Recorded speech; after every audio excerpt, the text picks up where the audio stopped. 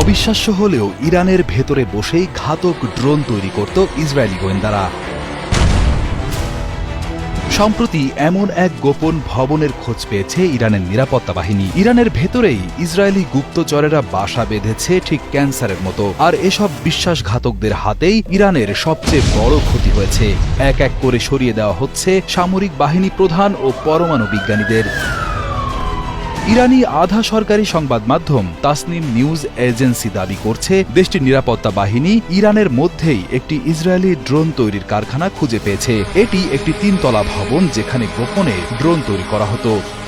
Wall Street journal দাবি করেছে, এই যন্ত্রপাতি ও ড্রোনগুলো ইরানে তৈরি হয়নি, বরং চোরা পথে আনা হয়েছে।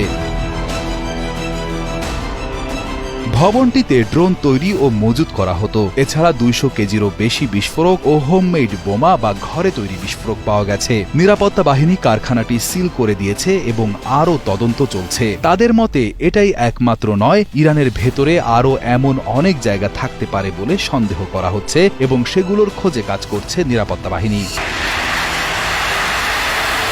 এর আগে শুক্রবার ইসরায়েল ইরানের ভেতরে একাধিক লক্ষ্য বস্তুতে হামলা চালায়। তারা ব্যবহার করে বিস্ফোরক বহনকারী ছোট ড্রোন বা কোয়াডকপ্টার, রকেট ও আধুনিক প্রযুক্তি। তাদের মূল লক্ষ্যবস্তু ছিল ইরানের পরমাণু বিজ্ঞানী, সামরিক কর্মকর্তা, ক্ষেপণাস্ত্র ঘাঁটি এবং প্রতিরক্ষা ব্যবস্থা। 16 জুন সোমবার ভোররাতে ইরান থেকে ইসরায়েলের দিকে একাধিক ক্ষেপণাস্ত্র নিক্ষেপ করা হয়, যার ফলে পুরো দেশ জুড়ে সাইরেন বাজতে শুরু করে এবং সাধারণ মানুষের মধ্যে আতঙ্ক ছড়িয়ে পড়ে। ইসরায়েলের কেন্দ্রীয় অঞ্চলে বেশ কয়েকটি জায়গায় বিস্ফোরণের শব্দ শোনা গেছে। স্থানীয় সংবাদ মাধ্যমগুলো জানিয়েছে, এই হামলায় বহু জায়গায় ক্ষেপণাস্ত্র সরাসরি আঘাত করেছে। এই হামলায় এখন পর্যন্ত অন্তত 3 জন নিহত হয়েছেন এবং 67 জনেরও বেশি মানুষ আহত হয়েছেন। আহতদের মধ্যে আছেন একজন 10 বছর বয়সী শিশু, যার অবস্থা গুরুতর বলে জানা গেছে।